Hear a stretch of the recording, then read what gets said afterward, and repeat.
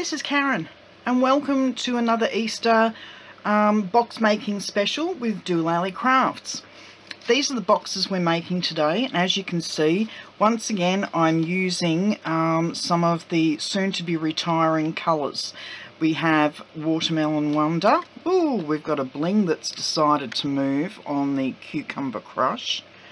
I don't know what's going on there. Okay, so we've got Cucumber Crush, Delightful Dijon, Mint Macaron, which everybody seems to be going to miss, and the last one to make today will be Tip Top Taupe, which I am actually going to miss. I really like the Tip Top Taupe. Okay, so these are the self-closing boxes. As you can see, they fit quite a lot in there, and they do close on their own, as you can see there. And I've used a couple of punches to put flowers on. If you wanted to, you could use the succulents dies, but since I had the punches available and close at hand, I just find that they're a lot easier to use. Okay, so I'll move these to the side and bring in the Tip Top Taupe and all the bits and pieces I'm going to need. As you can see, I've already punched out the flowers so that we're cooking with gas.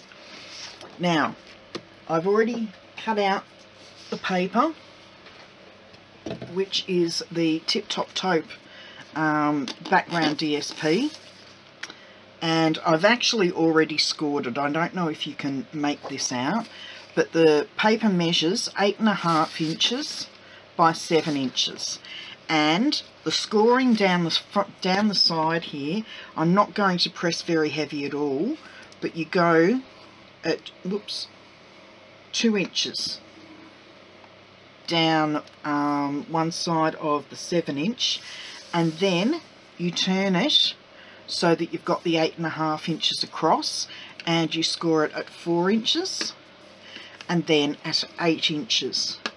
But you also turn it upside down and you make a mark here at the, just trying to see, okay, at the 2.5 inch, you score down to that first score line. It's really hard to see in this paper. You've already got a score here at 4.5 inches because we've got the 1/2 inch on here, and then you also score at the 6.5 inch to the first score line, and that will, it's really hard to see, it's actually a score there. And then what you need to do, I'll pop this down and come in with my metal ruler. As I said, I've already scored these, but you come in from, there's the central score there, so you bring that down, and then the other score is here for the middle score, and then score from that corner to the center, and then from this corner to the center, and then once again from this corner down to the center, and from the, where the 1/2 inch score line is there, you do it from the 1/2 inch score line down. Okay, my camera cut out, so the last score is from the 1/2 inch mark there down to the center score line here. I will put a diagram on my web page so that you can actually see all of these scores.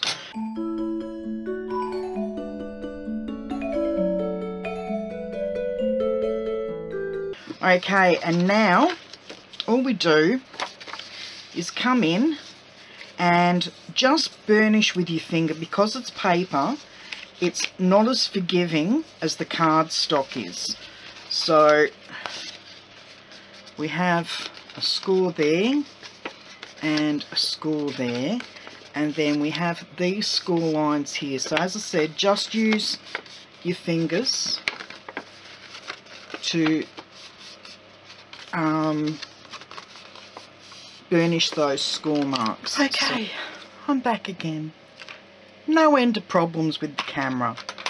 Absolutely chock-a-block, so I've had to clear it all out. Okay, so the last thing I did was scored from the 1/2 inch mark there to the 2.5 inch mark there, just to complete that. Now I've burnished all of the score marks with my fingers because the paper can be quite delicate. Now you can't really see it very well, but there's a rectangle here that needs to come off. So I'm just going to wedge slightly there and then go straight up that line.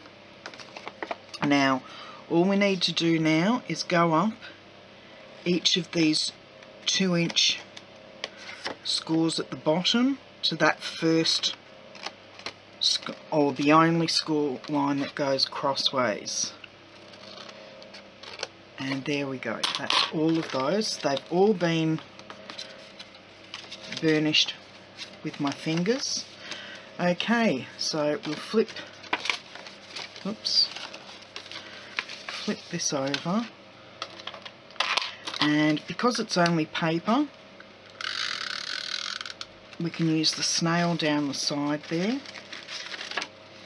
Flip that over and bring this one in, line it up, and there we go. So we've burnished that part.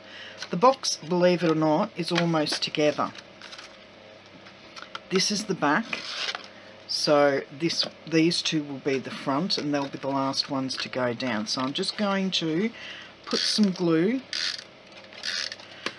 on there and square that up. Okay, another bit of glue on this one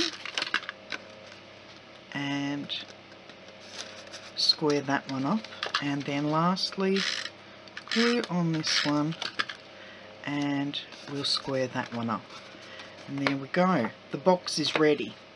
Now it does close, it does open, it holds quite a bit in there. So now find the back again. Okay, so this is the back, and what I'm going to do is just run a little bit of snail across the back there, and then bring in some of the Tip Top Taupe lace and pop that across the back. Bring it round to the front, and then I'm just going to tie it in a nice bow on the front here.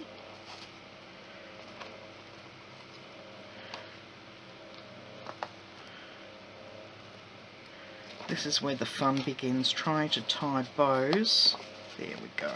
It's not that great, but we'll get there. Okay.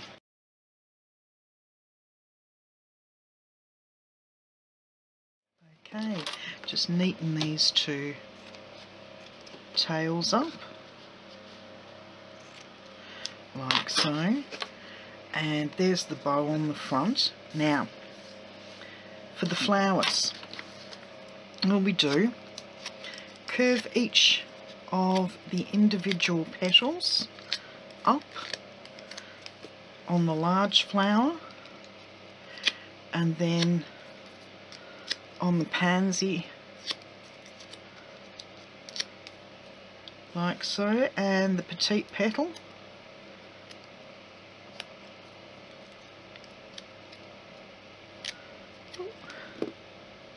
These are ideal for little Easter gifts. Now, what have I done with my glue dots? They were here before. Okay, so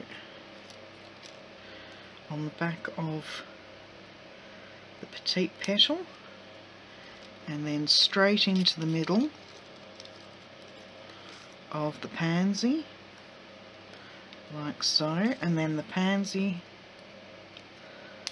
straight into the middle of the, I think this is the Fun Flower Punch.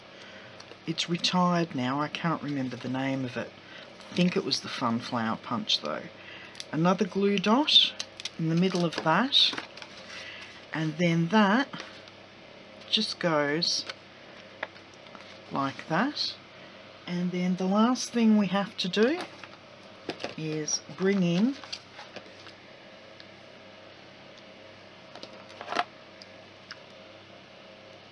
the rhinestone basic jewels and just pop one of those in the middle like so,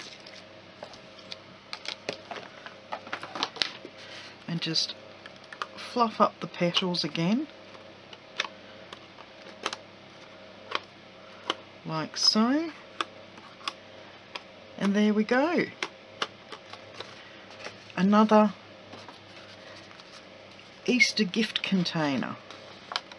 Oh, I don't know why that one's coming apart there. Yeah, so as I said, Tip Top Taupe, Watermelon Wonder, Mint Macaron, Delightful Dijon, and a nice fresh cucumber crush. Well, I hope you liked today's project and you'll give it a go. It's really easy. As I said, I will do a diagram on my web page so that you can see exactly where the school lines are. I hope you liked this today and you'll join me again next week. Okay, bye for now.